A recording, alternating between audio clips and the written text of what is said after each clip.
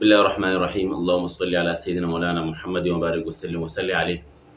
بس اوقات آپ دیکھتے ہیں کہ بچوں کی منزل کمزور ہو جاتی ہے، کچی ہو جاتی ہے، پارے بچے نہیں سنا سکتے ہیں، ایک پارہ بھی نہیں سنا سکتے ہیں۔ وہ بچے جو دو دو پارے سناتے تھے اب اتنی کمزوری آئی ہے کہ وہ بچہ ایک پارہ بھی نہیں سنا سکتا ہے۔ لہٰذا ہم پہلے تو یہ وجہ تلاش کریں کہ اس کی وجہ کیا ہے کمزوری کے پیچھے۔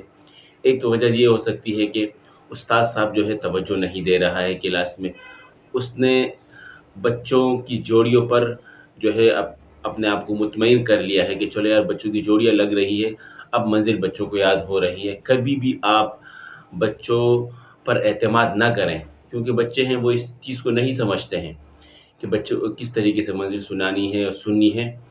دوسری وجہ یہ ہے کہ بچے لاپرواہی کرتے ہیں، ٹھیک ہے، بچے لاپرواہی کرتے ہیں، جو منزل ہوتی ہے سنانے کی وہ نہیں سنا سکتے ہیں، یا یہ ہے کہ آدھی منزل سنا لی ہے، آدھی چھوڑ دی ہے اور چھٹی ہو کے چلے گئے آپ لوگ، اس وجہ سے بھی منزل میں کمزوری آتی ہے۔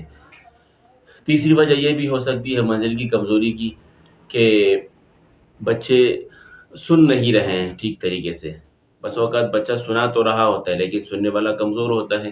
مختلف وجوہات ہو سکتی ہیں منزل کی کمزوری کی۔ بہرحال اب ہم نے منزل کس طریقے سے یاد کروانی ہے؟ سب سے پہلی بات یہ ہے کہ بچوں کے لیے آپ سزا مقرر کریں۔ آپ سوچیں گے یار کہ کیسی سزا مقرر کریں؟ سزا تو منع ہے، آج کل کے دور میں بچوں کو مار نہیں سکتے ہیں۔ تو میں مارنے کی سزا نہیں کہہ رہا ہوں کہ آپ نے بچوں کو مارنا ہے، لمبا کرنا ہے، مرغا بنا کر پٹائی کرنی ہے، بالکل نہیں۔ آپ نے بچوں کے لیے سزا ایسی مقرر کرنی ہے کہ وہ جسمانی سزا نہ ہو، ٹھیک ہے نا۔ اب آپ بچوں کے لیے یہ بھی سزا مقرر کر سکتے ہیں کہ اگر آپ کی کلاس کی چھٹی ہو رہی ہے 11:30 بجے، آپ بچوں سے یہ کہیں کہ آپ میں سے اگر کسی بچے کو بھی منزل یاد نہیں ہوگی تو وہ لہٰذا 11:30 سے لے کر 12:30 تک یہاں پر بیٹھ کے یاد کرے گا، مسجد میں بیٹھ کر، یا 12:15 تک بیٹھ کر وہ منزل یاد کرے گا، یہ اس کی سزا ہوگی۔ یا آپ بچوں کے لیے یہ بھی سزا مقرر کر سکتے ہیں کہ اگر آپ نے منزل صحیح نہیں سنائی، آپ کی منزل کمزور ہوئی، تو آپ نے 50 رکعت نوافل پڑھنے ہیں اور اپنی نگرانی میں اس سے پڑھوانے ہیں، یہ بھی کر سکتے ہیں۔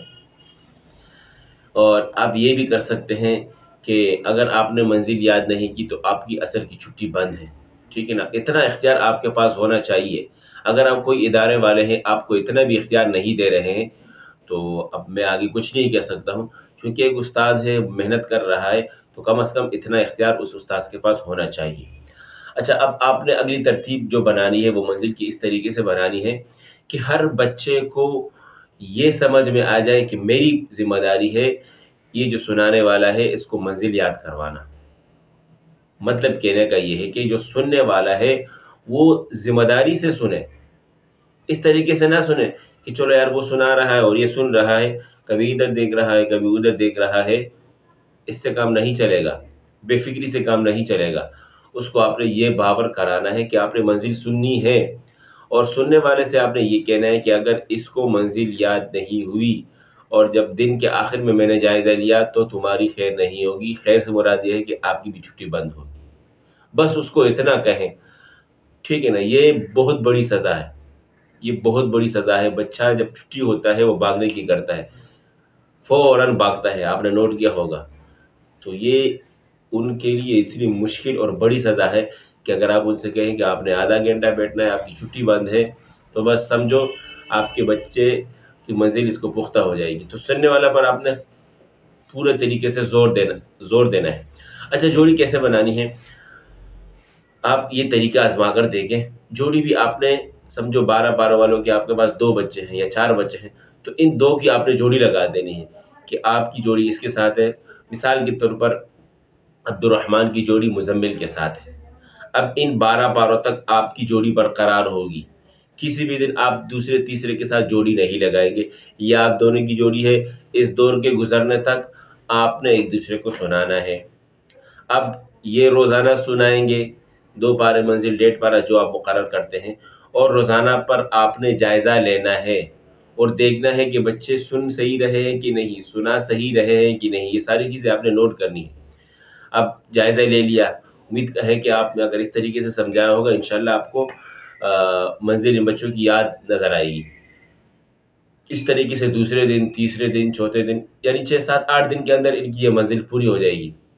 اور شروع میں آپ نے یہ ان کو بتا دیا ہو کہ جیسی آپ کی منزل پوری ہوگی 1 دن میں آپ کو دوں گا سبق، اس میں بند نہ ہو، 2 دن دوں گا میں آپ کو، لیکن سبق چلتا رہے گا۔ 2 دن آپ اس کو دیں کہ یہ ساری منزل آپ دہرا رہے، دوپہر کا بھی ٹائم اس کو دیں، اگر آپ عشاء کے بعد بٹھا سکتے ہیں تو بھی بٹھائیں، اور فجر کے ٹائم میں جب 8 بجے کے بعد کلاس ہوتی ہے، 11 ساڑھے 11 12 تک جو بھی آپ کی کلاس ہے، اس میں بھی آپ اس کو ٹائم دے دیں کہ اپنے پاروں کو دہرائے۔ 2 دن ہے آپ کے پاس، ان 2 دنوں کے بعد آپ نے اس بچے کا جائزہ لینا ہے، بلکہ دونوں بچوں کا آپ نے جائزہ لینا ہے، خوب سوالات کرنے ہیں، 12 15 20 جتنے سوالات کر سکتے ہیں۔